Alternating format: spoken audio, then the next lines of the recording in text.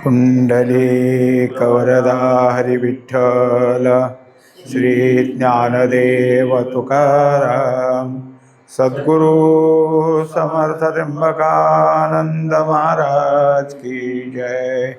माऊली ज्ञानेश्वर महाराज की जय। जगद्गुरु तुकाराम महाराज की जय। श्री गुरुदेव दत्त।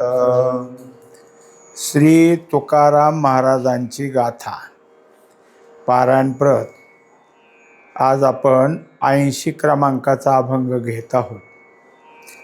अभंग असा आहे, जेविताही धरी नाक हागतिये परी, ऐसियाचा करी चाळा आपुलीच अवकळा, सांडावे मांडावे काय ऐसे नाही ठावे, तुका म्हणे करी ताक दुधा एक सरी। 4 चरणाचा अभंग आहे।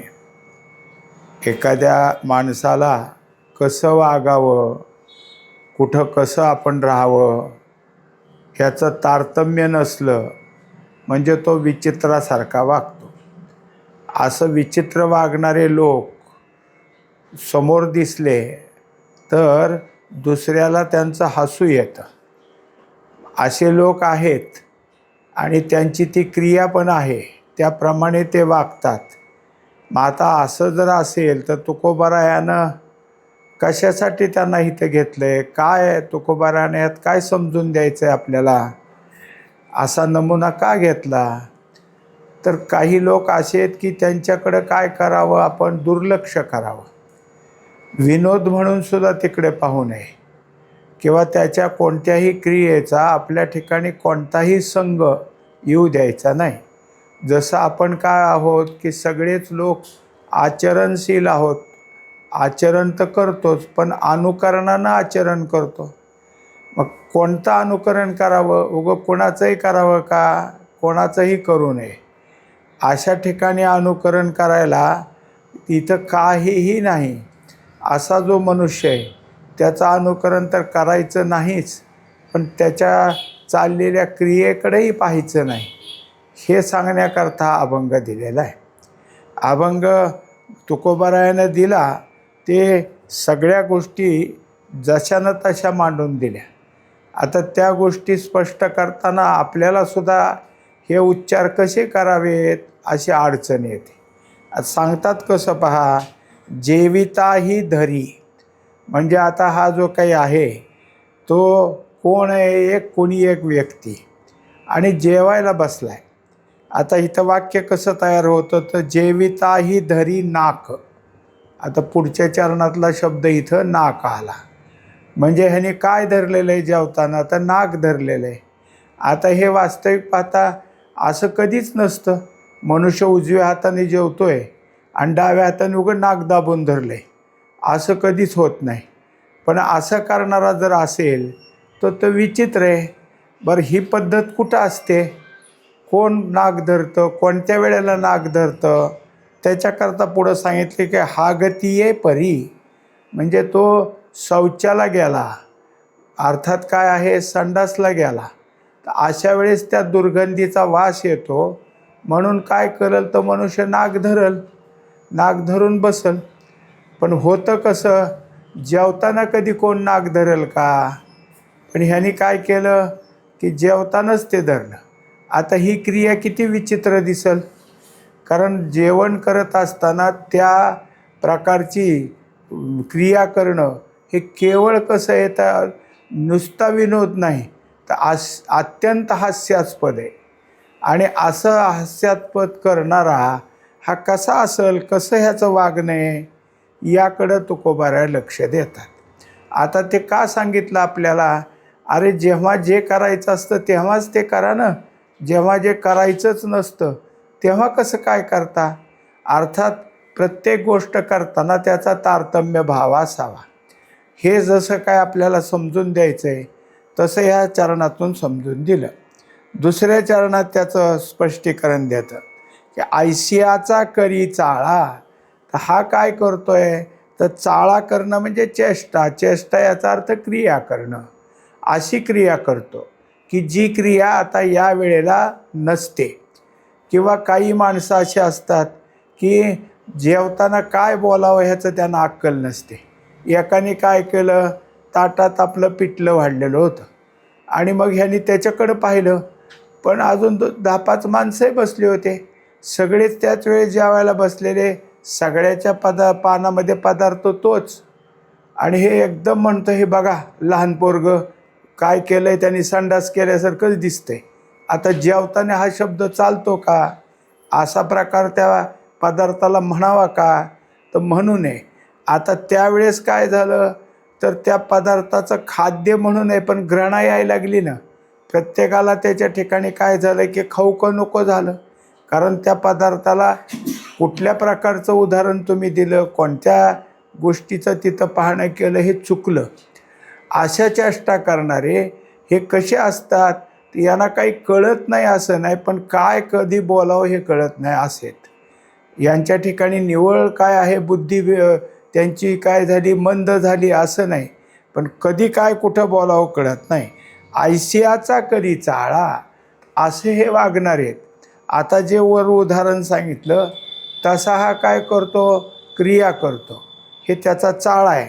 आता हा चाळा त्याच्या दृष्टीनं कसा का असेना, पण इतराच्या दृष्टीनं कसा झाला, तर अत्यंत तो त्याच्याकडं पाहिल्यानंतर वाटायला लागले की काय हा मनुष्य आहे का कोण आहे. तेव्हा दुसऱ्या चरणात सांगतात, आपुलीच अवकळा. अवकळा म्हणजे फजिती. आता कोणाची फजिती झाली, त्याचीच झाली ना. हा सरळ जेवताना नाक धरतोय म्हणल्यानंतर लोक म्हणतील, वेडा काय तू बसलाय कुठं, काय करतोय. म्हणजे माणसाला कित्येक वेळा काय असतं. आता इथं तरी तुकोबारायाने हे सांगितलं उदाहरण आहे. पण दुसरं उदाहरण असं की माणसं जर कधी जेवायला बसली तर 2 पायावर कधीच जेवायला बसू नये. 2 पायावरच जेवायला बसलाय तर 2 पायावर बसायची वेळ कोणती, ही जेवायची वेळ नाही. मांडी घालून बसावं. नाही मांडी घालता येत तर एखादा गुडघा उभा करता येईल. काहीतरी त्यांनी त्याच्यासाठी कसं बसावं हे पद्धत ठरली ना.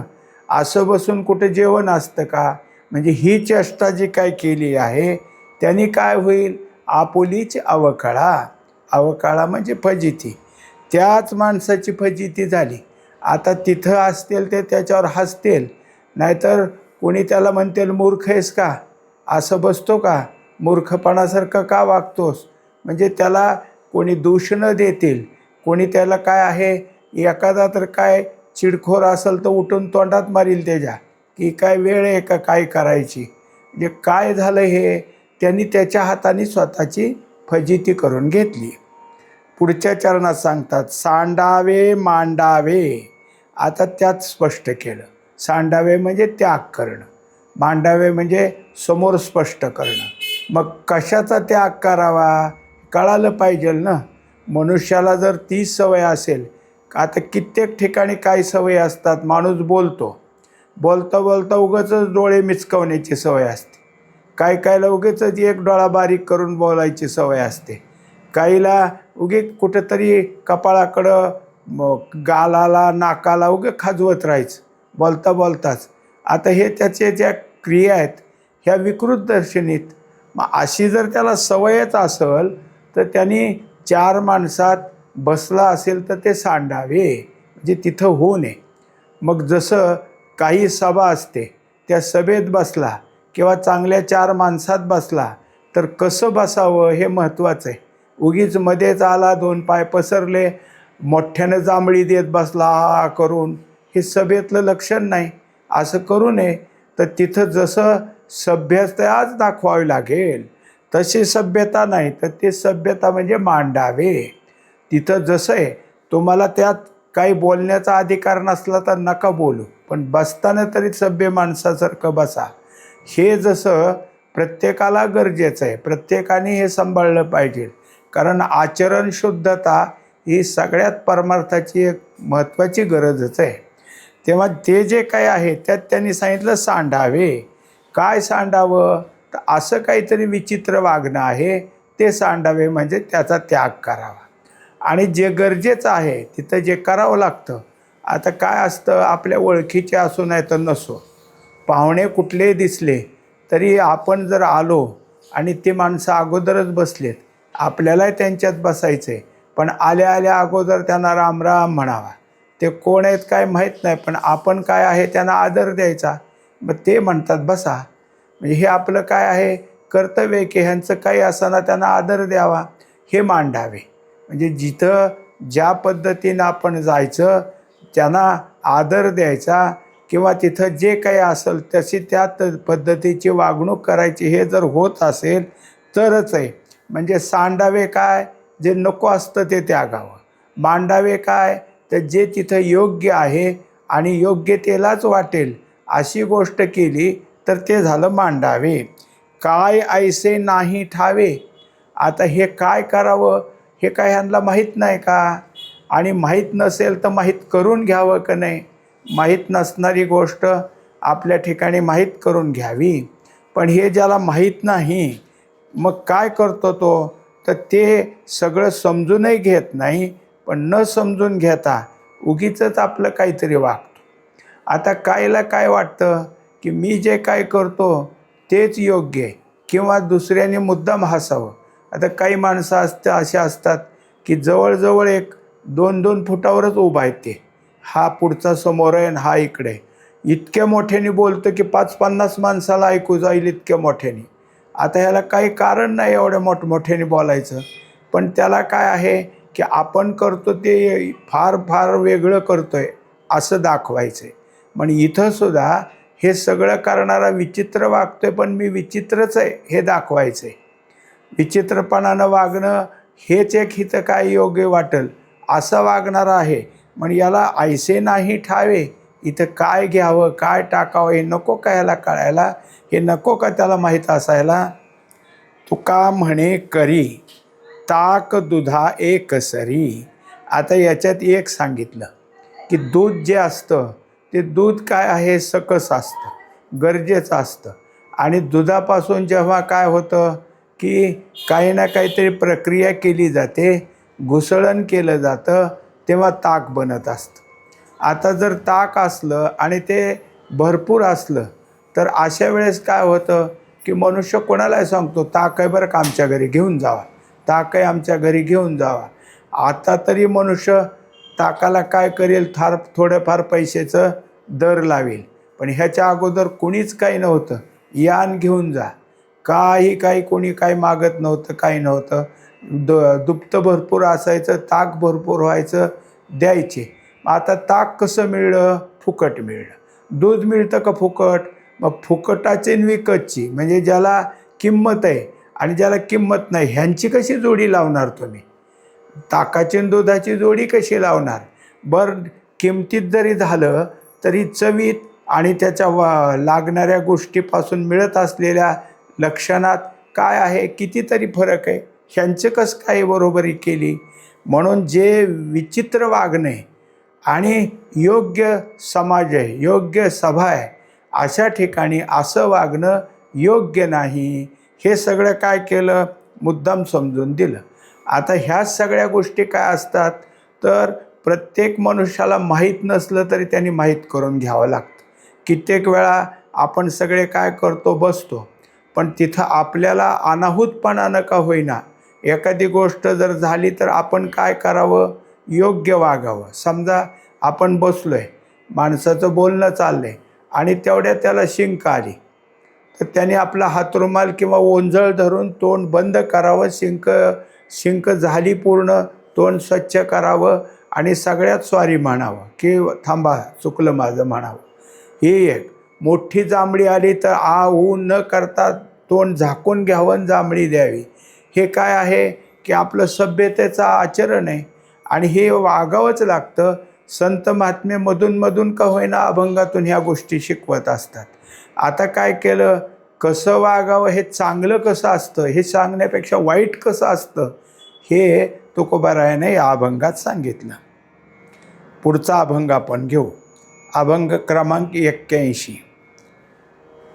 हो का पुत्र पत्नी बंधू, त्यांचा तोडावा संबंधू. कळो आले खट्याळसे, शिवो नये लिंपो दोषे. फोडावे मडके, मेले लेखी घाये एके, तुका म्हणे त्यागे वीण चुकीजेण भोगे. हा अभंग अत्यंत काय आहे की ज्याला वैतृष्ण वैराग्य म्हणायचं. वैराग्य नुसतं असतंच, पण ज्या वैराग्यात यत्किंचितसुद्धा तृष्णा उरणार नाही असं वैराग्य. हे वैराग्य कधी निर्माण होईल तर तुम्ही सर्वसंग त्याग केला तरच. पण सर्वसंग त्यागाचा विचार मनुष्याच्या ठिकाणी कधी येतो तर आपलं ध्येय काय आहे हे ठरल्यावर. जर भगवंत भेट हे ध्येय ठरलं असेल तर भगवंत भेटीला अडचणीत आणणारे आडवे येणारे जे जे काही असेल त्या सगळ्याचाच त्याग करावा. आता बाकीच्या गोष्टी ठीक आहेत, तुम्ही जे काय आहे ते दुसरी जी बाहेरची माणसं आहेत त्यांच्याजवळ जायचं नाही, तुम्ही त्यांना तुमच्याजवळ येऊ द्यायचं नाही, हे सगळं होईल. पण जे घरातच आहेत आणि जे संबंधित आहेत त्यांचं काय करावं. आता त्यांच्यासाठी सांगितलं की हो का पुत्र पत्नी बंधू. आता आपल्याला हा 4 चरणाचाच अभंग आहे, पण त्यात सांगितलं की जे जवळचे आहेत. मग जवळ कोण कोण असतं तर पत्नी आहे, पुत्र आहे, बंधू आहे, हे सगळेच आहेत. आता ह्या सगळ्यामध्ये काय आहे तर सगळ्यात महत्त्वाची गोष्ट की यांच्या सगळ्याबद्दलचं आपल्या ठिकाणी ममत्व आहे. मग जे ममत्व आहे ते बंधास कारण असतं. अहमत्व आणि ममत्व, अहंता आणि ममता या 2 गोष्टी बंधास कारण आहेत. अहंता काढून टाकण्याकरता ब्रह्मज्ञानाची गरज असते, पण ममत्व काढून टाकण्याकरता तुम्ही आम्ही जे काही परोक्ष ज्ञानाचं म्हणजेच ब्रह्मज्ञानाच्या यथार्थ निस्संदेह अशा असणाऱ्या परमात्म्याच्या जाणीवेचं आहेपणाचं जे काही ऐकून घेतो तेव्हा तेव्हा आपल्याला ह्या ममत्वाचा त्याग करावा लागतो. ममत्व काय आहे की हे सगळे आपल्या होत असलेल्या अभ्यासाला अडचण करणारे. जेव्हा जेव्हा तुम्ही नामस्मरणाला बसाल, जेव्हा तुम्ही ग्रंथ वाचायला बसाल, जेव्हा तुम्ही ग्रंथ ऐकायला बसाल, तेव्हा तुमच्या घरातला मुलाबाळाचं पत्नीचं तुम्हाला आठवण येईल. काय करत असेल, मुलगा काय करतोय, त्याला काही त्रास झाला असेल का. म्हणजे बसला कुठं ऐकायला, श्रवण करायला, विचार करतो कुठल्या घरातल्या मुलाबाळांचा. मग हे सगळं काय करतोय तर तुला जे काही आता ऐकण्याकरता एकाग्रता करावं लागते ती भंग होऊ लागली ना. मग निर्भीड जे काय असतं ते निर्भीडपणानं काय सांगितलं आहे तुकोबारायानं तर त्यांचा तोडावा संबंधू, यांचा संबंध तोडावा. म्हणजे जेव्हा आपण इथं बसतो तेव्हा त्यातल्या कुठल्याच आठवणी जवळ ठेवू नये. कारण हे सगळे कसे तर अंतःकरणपूर्वक आपल्याला चिकटलेले आहेत. आपल्या अंतःकरणात ह्यांचं स्थान फार महत्त्वाचं आहे. त्या 2 गोष्टी असतात. सगळ्यात जवळचं कोण तर आपलंच शरीर. आपल्या शरीरावर आपल्या अंतःकरणामध्ये प्रेम आहे. आणि दुसरं कोण आपल्या शरीराला संबंधित जे आहेत ते. म्हणजे हे दोन्ही अंतःकरणात इतके चिटकून बसलेत की त्याच्यानं आमचं सगळं पुढचा जो परमार्थ आहे तो थांबायला लागला. त्याच्याकरता त्यांनी दाखवलं. नामदेव महाराज सांगतात पहा, धनदारा पुत्रजन बंधू सोयरे पिशोन सर्व मिथ्या हे जाणून शरण रिघा देवासी. आता जर काही असेल तर हे कोण कोण झालं. घरातलं धन, दारा म्हणजे पत्नी, पुत्र, अजून बाकीचे जवळचे संबंधित सोयरेजन आणि बंधू, त्याच्यापुढं सोयरे म्हणले. हे सगळे कोण आहेत तर आपल्याला पिळून काढणारे, पिशून. म्हणजे जसं पिसवा आपल्याला काय करतात रक्त शोषून घेतात तसे हे शोषून घेणार आहेत. ह्यांना काय ठरवात हे मिथ्या म्हणजे हे खोटेत. हे काय आहे की जवळजवळ जसं असेल की आपण जर एखाद्या आपल्या जवळच्याच पत्नीला मुलाला काही दिलं नाही तर ते सुद्धा आपल्यावर लगेच चिडतात, आम्हाला देत नाही तर मग काय करायचं तुमचं, असं नेहमी होतं. म्हणजे फक्त हे दिल्या घेतल्याचे आहेत. तेव्हा याचा विचार आपण ठेवावा, हेच महत्त्वाचं. कळो आले खट्याळसे. आता हे कधी कळतं तर ममत्वाची जाणीव नामस्मरणाला एकांतात बसल्यावर ह्यांचाच सारखा आठव होऊ लागला. आता हे काय आहे खट्याळ. खट्याळ या शब्दाचा अर्थ मुद्दाम खोड्या करणारे, खोडसळ. आता आपल्या ठिकाणी काय करतात की जेव्हा आपल्याला शांत बसायचं तेव्हाच ह्याने काहीतरी आणलं पुढं, अशी जी काही स्थिती त्यांची, म्हणून यांना खट्याळ असं म्हटलेलं आहे. आता यांचा कधी आहे तर निवांतपणातच आठव आहे.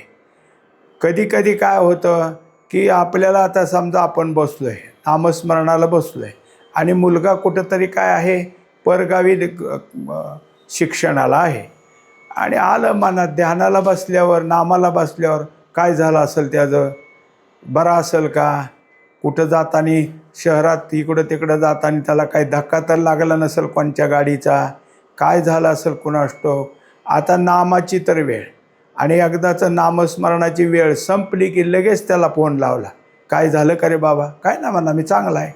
आता तो तिकडं चांगला आहे पण आमचं नामस्मरणाची वेळ गेली की निघून. कशामुळं गेली, त्या ममत्वातल्या जाणीवेमुळं. म्हणून ह्याला खट्याळ म्हटलं आहे. मुद्दाम आपलं काय आहे खोड्या करणारा, मुद्दाम आपली अडचण करून देणारा असं आहे. तेव्हा तिथं दिलं की शिवो नये लिंपो दोषे. आता यांचा स्पर्शही अंतःकरणात होऊ नये. शिवो नये म्हणजे काय, त्यांचा स्पर्शही अंतःकरणाला होऊ देऊ नका. कारण एवढा स्पर्श जरी झाला तरी काय निर्माण होईल तर दोष निर्माण होतात. आता नामस्मरणाच्या वेळेला अशा तऱ्हेचा स्पर्श झाला किंवा विचार आला तर तुमचं नाम काय झालं की चुकीचं झालं आणि चुकीचं नाम घेतलं हा दोष आहे, हे पाप आहे. असा पापरूपी दोष आपल्याला लागल. म्हणून ह्यांचा संबंध सोडा. आता त्याच्याकरता काही वेळेला संताला थोडंसं फारच परखड बोलावं लागतं. मागच्या अभंगात जसं आपण पाहिलं तसं आता ते सांगतात की फोडावे मडके. मडके फोडणं हे काय आहे, एक कृती, आणि ते एक कधी आहे, शेवटच्या कालावधीला. आता त्याच्यात त्यांनी दाखवलं की जसं मनुष्य एखादा गेला म्हणजे मग त्याच्या प्रेताभोवती ते काय आहे फेऱ्या मारून मडकं फोडलं जातं. म्हणजे काय झालं, हा संपला म्हणजे आता त्याचा माझा काही संबंध राहिला नाही. मडकं फोडणारा असतो तो जिवंतच आहे की, पण ज्याच्या नावानं मडकं फोडतो ते संपला. आता हे जे काही तुम्हाला धनदारा पुत्र ह्यांच्या नावानं मडकं फोडा म्हणजे त्यांचा तुमचा संबंध सोडला. असं जर केलं तर मेले लेखी घाये एके. आता हे सगळे कसं आहे तर हे आपल्यापासून संपले, आपला यांचा काही संबंध नाही असं आपल्या मनात आलं म्हणजे मग आपलं मन निर्भीड होईल.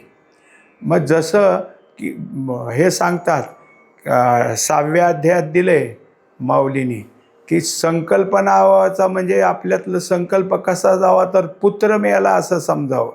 म्हणजे मग काय होतं, संकल्प पुन्हा उठत नाहीत. हे जसं तसं इथं तुकोबारायाने सांगितलं. आणि एका ठिकाणी काय केलं आहे की हे एक अलंकारिक शब्दात त्याच्यातून अध्यात्मच शिकवलं आहे. एक तुकोबारायाचं एक प्रमाण आहे की फिरविला घट फोडीला चरणी महावाक्य ध्वनी बोंब झाली. म्हणजे हे काय असतं, ही कृती. कधी कृती होते तर प्रेताला अग्नी दिला म्हणजे मग काय करतात, त्याच्या भोवती फेऱ्या घालतात. शेवटी काय होतं, खांद्यावर घेतलेला तो घट असतो तो फेकून द्यायचा, मागे फुटून जातो आणि मग पुढं तोंडावर हात घ्यावा लागतो. आता ह्यांनी काय सांगितलं की शरीर म्हणजे देहरूपी घट फुटला आता, कारण देहभाव होता माझा फुटला आणि त्याच्याकरता बोंब मारली मी, पण कोणत्या स्वरूपानं तर महावाक्यानं. मग महावाक्यच माझं जवळचं झालं, देहभाव संपला. असा तिथं अध्यात्माचा एक काय आहे भाव मांडलेला आहे. इथं तुकोबाराय असंच सांगतात की हा संबंध सुटला म्हणजे कधी सुटल. एरवी आपण एरवीसुद्धा घरात तो मी होतं, बापलेकाचं होतं, मायलिकीचं होतं, सासू सोनाचं होतं. बस तुझं माझं आज तुटलं, दुसऱ्या दिवशी पुन्हा एकमेकाला बोलतात. पण तसं न करता कायमचं तोडायचं असलं तर काय करा, घट फुटल्यासारखं म्हणजे मडके फुटल्यासारखं करा. तुका म्हणे त्यागे वीण चुकी जेना भोगे. एकंदरीत तुकोबाराय सांगतात की जोवर ते आहे तोवर संग आहे आणि संग आहे तोवर भोग आहे. म्हणजे हे सगळं राहणारच आहे. त्याच्याशिवाय काय आहे, त्याग झाला तर सगळ्यातनं चित्त बाजूला निघाल आणि एकदा चित्त सगळ्यातनं बाजूला निघालं की भोगाचा आठव व्हायचा नाही आणि असं शुद्ध चित्त भगवंताकडं लागेल. मग भगवंताकडं लागण्यासाठी आपल्याला हे जे अडचण करत होते ह्या सगळ्यांचा संबंध तोडायचा आहे. म्हणून तर हे सगळे जे काही होते, कुठं घर सोडून निघून गेलेले ते त्यासाठीच गेले, यांचा काही संबंध नाही. एका महात्म्याला एकाने विचारलं होतं की आता ते काय आहे की बरेच वय त्यांचं झालं, मग तुम्ही लहानपणीच घर सोडलं, लहानपणातच संन्यास घेतला, मग तुमचे कधी आई वडील तुम्हाला कधी भेटले का परत? त्याने सांगितलं वडील एकदा भेटले, पण आईची माझी कधीच भेट झाली नाही. कारण ज्यावेळेस मी आईच्या चरणावर मस्तक ठेवलं तिथं मला आईने आशीर्वाद दिला की जिथं असतील तिथं सुखी राहा. आणि मग परत कधी तिने माझं कुठं चौकशी केली नाही आणि मी आईची चौकशी केली नाही. आत्तासुद्धा मला ते आहे की नाही माहीत नाही. वडील एकदा सहज आले आणि कसं चाललं एवढं पाहिलं आणि ते गेले, म्हणजे मला परत त्यांचा आठवसुद्धा नाही. हे काय आहे, खऱ्या संन्यासाचं लक्षण आहे. कारण संन्याशाला पुन्हा माझं पूर्वीचं नाव काय हे सुद्धा त्याला आठवलं नाही पाहिजे. आता संन्याशानंतर जे नाव घेतलेलं असतं त्याच नावाचा संबंध, पूर्वीचं नाव गेलं निघून, हे सगळं इतकं करावं लागतं तेव्हा भगवंताकडं जाता येतं. हे सगळं भगवंताकडं जाण्याकरता सांगितलेलं आहे. आता त्याच्यानंतरचा एक अभंग आहे. अभंग क्रमांक आहे 82. काही गोष्टी कशात पहा की आपल्याला वाटतं की संत महात्मे अध्यात्माला धरून अध्यात्माच्याच गोष्टी करतात, पण काही वेळेला संत महात्म्याला आम्हाला अध्यात्म शिकवत असताना सुद्धा काही जाणून बुजून असे विनोदाचे भाग करावे लागतात की जेणेकरून अध्यात्मासारखं अत्यंत जड असं पण बुद्धीला पेलवत नाही या गोष्टी जरी केल्या तर परत परत तेच केलं तर बुद्धी त्याप्रमाणे काय करील, कार्य करायला योग्य राहणार नाही. म्हणून बुद्धीला थोडंसं उल्हासित करायचं, काहीतरी तिला थोडं आनंदाचं, विनोदाचं, की जेणेकरून आनंदरूपी विनोदानं सुखद जागं होईल, असा अभंग आता तुकोबाराय देतात. अभंग पहा. व्याल्या विन करी शोभन तातडी, चार ते गधडी करीतसे, कासया पाल्हाळ आणि काचे देखी, सांगता नव्हे सुखी साखरेसी, कुंथाच्या ढेकरे न देवेल पुष्टी, रूप दावी कष्टी मळी नवरी, तुका म्हणे अरे वाचाळ हो ऐका, अनुभवे विन नका वाव घेऊ. या अभंग 4 चरणाचा आहे, पण मुख्यत्व काय सांगायचं की अनुभवाशिवाय बोलणं वागणं हे योग्य नाही. आता उदाहरण काय दिलं त्यात की व्याल्या विन करी शोभन तातडी. कोणी एक स्त्री ती खरी बाळांत झाली नाही पण मी बाळांत झाली अशा प्रकारची नखरे करते, अशा प्रकारचं वागती. तिला काय शोभन म्हणजे ते तसे तिचे नखरे आहेत. आणि जशी बाळांतीन बाई ज्या पद्धतीनं चालती, बोलती, बसती, काय तिचं असेल ते सगळं हे करून दाखवते. वास्तविक तिच्या ठिकाणी बाळंतीणच झालेली नाही, पण सगळा आव मात्र तसा आणायचा. चार ते गधडी करीत असे. तुकोबारायानं त्या स्त्रीला नाव दिलं गधडी. गधडी याचा अर्थ काय, काही नाही आणि तरी आहे असं दाखवणारे तिला गधडी म्हणतात. मग आता ही काय करते आहे की तशा प्रकारची वागणूक करते. चार म्हणजे तशा चेष्टा, तसं वागणं. कसं वागते ही की जशी बाळंतीण बाई वागत असते तसं. आता त्याच्याकरता दुसऱ्या चरणात ते सगळं सांगितलं. कासया पाल्हाळ आणि काचे देखी. तेव्हा आता ही स्वतः बाळंतीणच नाही तर हिला काय माहिती बाळंतीणीचं काय असतं, पण बघितलं ना दुसऱ्याचं, एखादी बाळंतीण कशी वागती, काय करते हे पाहिलं. म्हणून तिच्यात आणिकाचे देखी, तिने आणिकाचं पाहिलं. आता ही काय करते तर खरी बाळंतीण ज्याप्रमाणे राहती तसा सगळा प्रकार करायचा. मग आपण त्याप्रमाणे काय आहे की बाज, त्याला शेकीची शेगडी, पुन्हा अजून काय आहे, सुईन जशी अंगाला तेल लावून घेते तसं अंगाला तेल लावून घ्यायचं. सगळं जसं बाळंतीण करते तसंच. नसताना बाजूवर झोपल, खाली तिच्या मागं शेबडी काय आहे विस्तवाचं शेगडी ठेवायला लावल, काही करल. हे सगळं तिने काय केलं पाहिलं. कसं केलं तर आणिकाचे देखी. आता त्याला ते सांगतात की कासया पाल्लाळ, कशाला हे आगाव करते.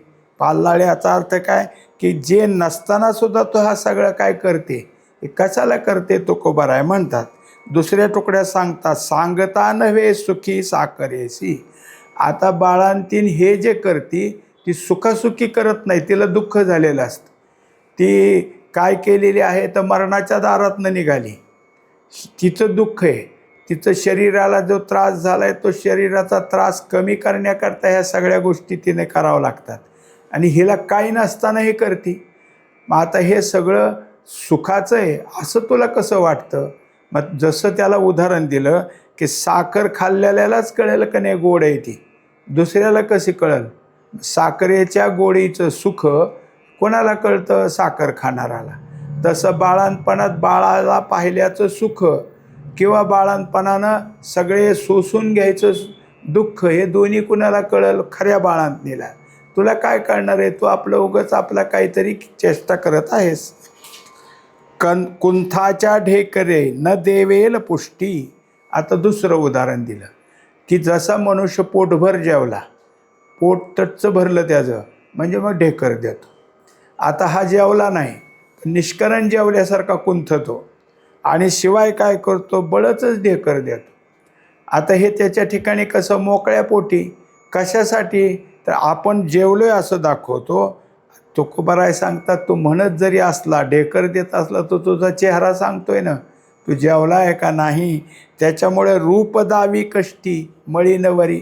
तुझ्या चेहऱ्याच्या ठिकाणी काय आहे की तू उपाशी हे दिसते. चेहरा सगळा कसा झालेला आहे, सुकलेला आहे आणि तोंडाने नसतं म्हणतो खूप जेवलो, हे काय ढेकर येते. पण चेहरा तुझा दाखवून देतोय की तू जेवलेला नाहीस. मग निष्करण कशाला, उपाशी असून सुद्धा आपण जेवलोय ह्याचे चाळे का करतो. तुका म्हणे आरे वाचाळ हो ऐका. तेव्हा एकंदरीत काही नसतानाही अशा प्रकारचं वागणं ह्याला वाचाळ म्हणतात. म्हणून जे जे काही असेल ते अनुभवात असेल तेच दाखवा, अनुभवात नसेल ते नाही. अनुभवाशिवाय बाकीचे सगळे नखरेच आहेत. तेव्हा एकंदरीत जे काही अनुभवाशिवाय बोलणं त्याला वाचाळ म्हटलं, अनुभवाशिवाय वागणं त्यालाही वाचाळ म्हटलं. तेव्हा हे योग्य नाही असं तुकोबारायाने सांगितलं. पुंडलिक वरदारी विठ्ठल श्री ज्ञानदेव तुकाराम सद्गुरु समर्थ त्र्यंबकानंद महाराज की जय. माऊली ज्ञानेश्वर महाराज की जय. जगद्गुरु तुकाराम महाराज की जय. श्री गुरुदेव दत्त.